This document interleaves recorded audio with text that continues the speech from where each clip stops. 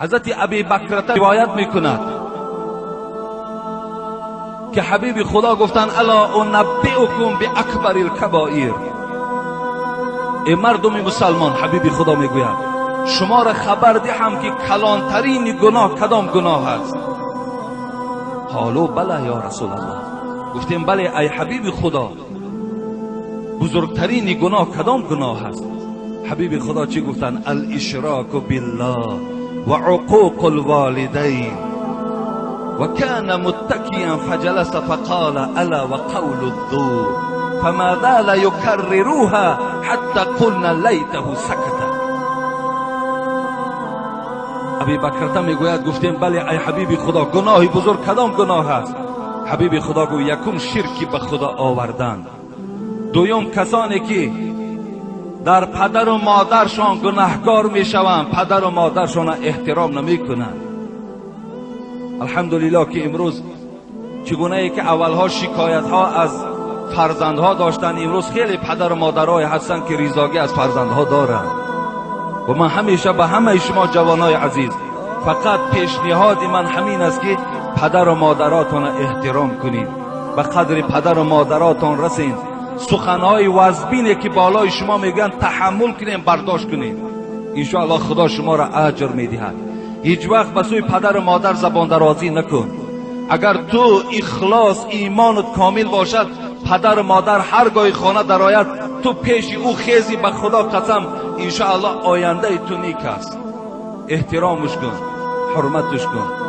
اگرچه وای تو عالم هم که باشی، وای بی سواد هم که باشد، وای در نزد خدا قدرش از تو بلندتر است. وای احترام کن.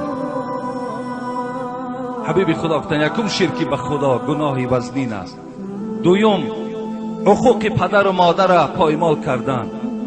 لیکن ابی بکر میگوید پیغمبر خدا وقتی این سخن میگفت تکیه زده بودند، از تکیه خیستند، در جایشان نشستند و چی گفتند؟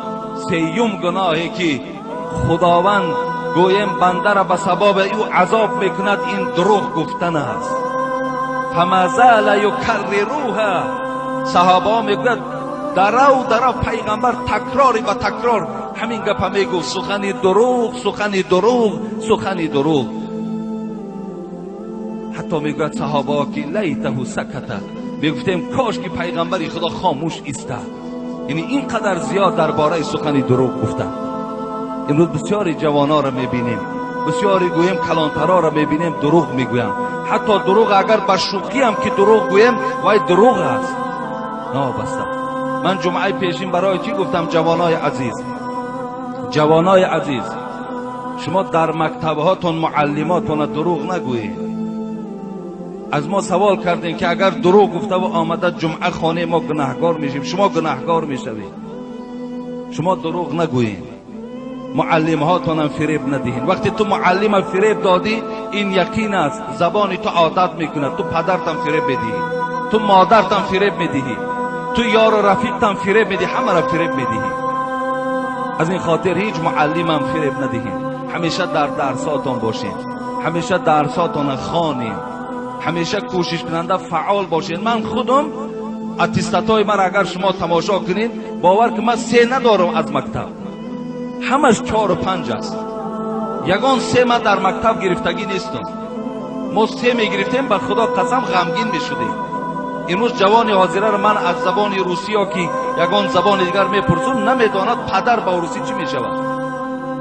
برای که وای چی است؟ وای بی پروا است. برای که وای معلم شب فریب میدهد. برای که وای گویم در درس ها فعال نیست. اما آینده ما چگونه میسازیم؟ چگونه میسازیم؟ این حس وطن دوستداری نیست. وقتی که متخصصای ما از دیگر وطن آیند وای وطن ما را آباد میکنه. هیچ وقت متخصصای ما باید از خود مردم ما باشد.